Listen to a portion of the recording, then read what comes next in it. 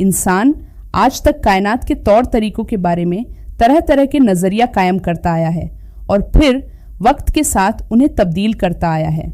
कायनात एक ही है या बहुत से जहां आबाद है, ये साइंटिस्ट और फिलोसफर्स के लिए हमेशा से एक बड़ा सवाल बना रहा है।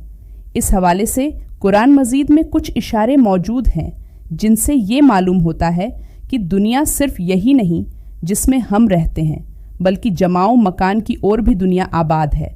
इस हवाले से आज साइंस इस स्टोरी को सच साबित करने की कोशिश कर रहा है कि क्या हमारी दुनिया के सिवा और भी दुनिया आबाद है और क्या वहाँ भी हमारे जैसे इंसान मौजूद है। अल्लाह ने इस सवाल का जवाब देते हुए अपनी मुक़द्दस किताब में फरमाया, अल्लाह वो है जिसने 7 आसमान पैदा किए और उनके जैसे ही 7 ज़मीनें और उनके दरमियान हुक्म नाजिल होता है ताकि तुम जान लो कि बेशक अल्लाह हर चीज़ पर कुदरत रखने वाला है। आज से 1400 साल पहले हज़रत इब्न अब्बास से कुरान की उस आयत की तफसीर के बारे में पूछा गया था। आज साइंस इस सवाल का जवाब तरीके से दरियाफ्त करने के लिए सर जोड़ कर बैठे हैं।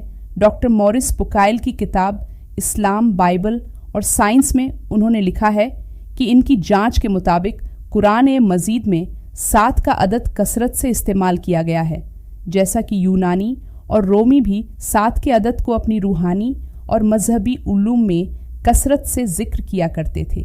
लिहाजा मुमकिन है कि 7 ज़मीनों से मुराद ये हो कि हमारी ज़मीन की तरह ही और बहुत सी ज़मीन एक कायनात में मौजूद हो और इंसान की उन तक पहुँच नहीं। आज साइंस के मुताबिक हमारे प्लेनेट की तरह और प्लेनेट्स और सूरज की तरह बेशुमार सितारे इस कायनात में है और हमारा प्लेनेट इस पूरी कायनात का सिर्फ एक छोटा सा टुकड़ा भी नहीं है।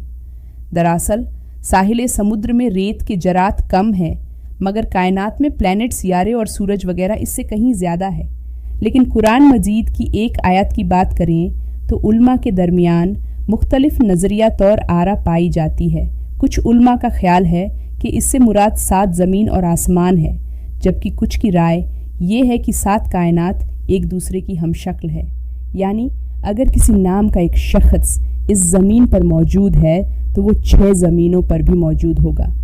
पहले शम्स ने 7 आसमानों और उनकी खुसूसियत को कुछ यूँ जिक्र किया है कि ज़मीन से आसमानी दुनिया की और एक आसमान से दूसरे आसमान की दूरी 500 साल के सफ़र की दूरी के बराबर है।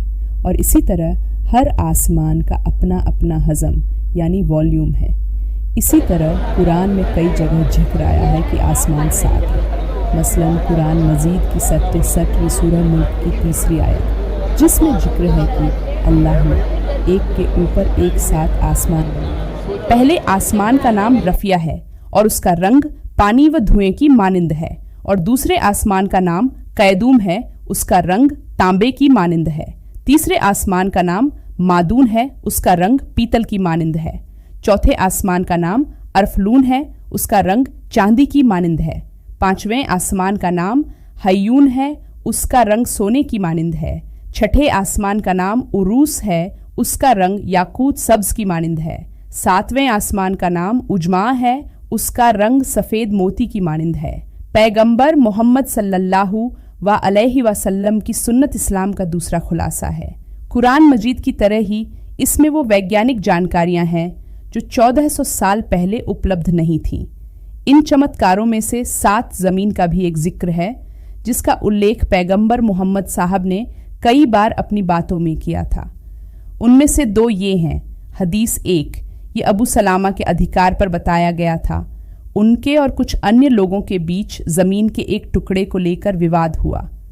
जब उन्होंने इसके बारे में आयशा पैगंबर की बीवी को बताया तो उन्होंने कहा, ए सलामा, ज़मीन को बेईमानी से लेने से बचें, क्योंकि पैगंबर ने कहा, यदि कोई किसी की ज़मीन का एक टुकड़ा भी हड्डी एचपेगा तो उतने टुकड़े को 7 ज़मीन के साथ उसके गले से लटका दिया जाएगा। हदीस 2 सलीम ने अपने पिता के अधिकार पर बताया कि पैगंबर ने कहा है, जो कोई दूसरों की ज़मीन का एक टुकड़ा बेईमानी से लेगा तो उसे क़यामत के दिन 7 ज़मीन के नीचे डूबा जाएगा। ऊपर दी गई हदीस सामान्य रूप से बेईमानी करने से रोकती है। दोस्तों, हमारी आज की इस वीडियो को अपने दोस्तों के साथ ज़्यादा से ज़्यादा शेयर करें, और वीडियो पसंद आई हो तो लाइक और सब्सक्राइब करें।